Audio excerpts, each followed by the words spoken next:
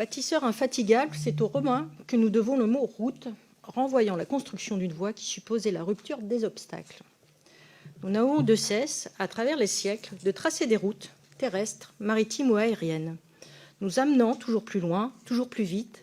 Elles nous ont permis de franchir les nombreux obstacles qui se dressaient devant nous. Malgré tout, certains obstacles persistent et d'autres apparaissent, amenant avec eux de nouveaux défis à relever. Le premier pour beaucoup reste celui de l'assignation à résidence, qui peut résulter d'une absence d'offre de mobilité, d'un handicap ou de moyens financiers limités pour se déplacer. La loi d'orientation des mobilités fournit un ensemble d'outils pour dépasser ces obstacles. Nous saluons la volonté de couvrir 100% du territoire par une autorité organisatrice de mobilité, afin de lutter contre le sentiment d'abandon ressenti par une partie de la population.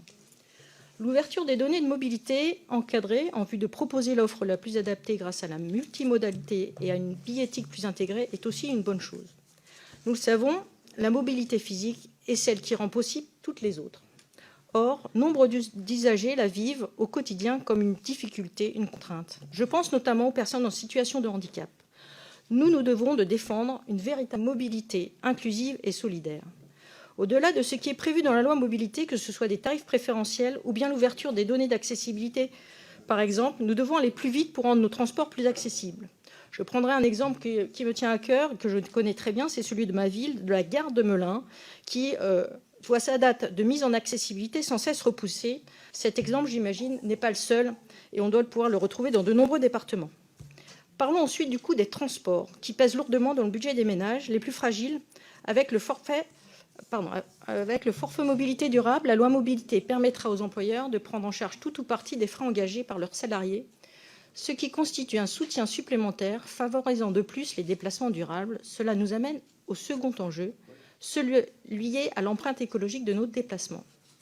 Ce second obstacle constitue aujourd'hui un défi incontournable. En France, plus d'un tiers des émissions de CO2 proviennent des transports.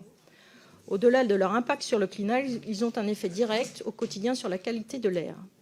Pour verdir nos déplacements, plusieurs dispositions de la présente loi vont dans le bon sens. Le forfait de mobilité durable en fait partie, tout comme la promotion des mobilités actives, le maillage du territoire en stations de recharge et d'avitaillement en énergie alternative ou encore la mise en place de zones à faible émission.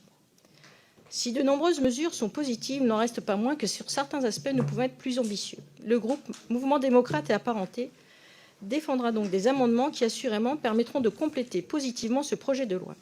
Je pense notamment à l'amélioration de la lutte contre la pollution sonore, à la promotion des énergies et carburants alternatifs comme l'hydrogène ou le biogaz, à la responsabilisation des entreprises en matière de flotte et de transport de marchandises, à l'amélioration de la sécurité dans les transports en commun et bien d'autres propositions encore que nous ne manquerons pas de défendre. Je vous remercie.